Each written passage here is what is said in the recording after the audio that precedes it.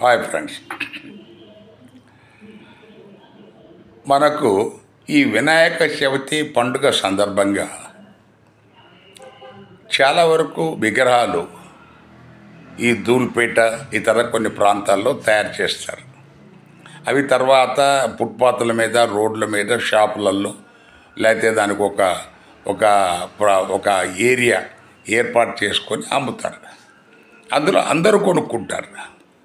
అదే విగ్రహం మనకు దానికేమో ఈ కొన్ని బస్తీలలో ఎస్పెషల్లీ ఎస్సీ ఎస్టీ బస్తీలలో అదే విగ్రహాన్ని పెడితే ఆ ధూళిపేట విగ్రహమే, మీరు పెట్టుకున్న విగ్రహమే, ఇది మనకు గ్రామాలలో ఈ విగ్రహాన్ని తీసుకెళ్తుంటే మా వీధిలో ఉండి రాకూడదు అని చెప్పేసి కొన్ని గ్రామాలలో ఈ మధ్యకాలంలో వింటున్నాం.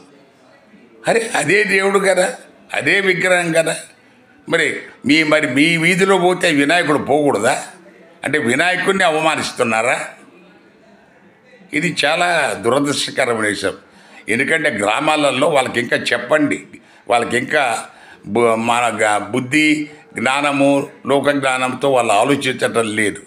ఎందుకంటే దేవుడు వినాయకుడు మీ బస్తీలో పెట్టినా, దళిత బస్తీలో పెట్టినా, బీసీ బస్తీలో పెట్టినా, ముస్లిం వాళ్ళు పెట్టినా వినాయకుడే తయారు చేసిన చోట ఒకటి.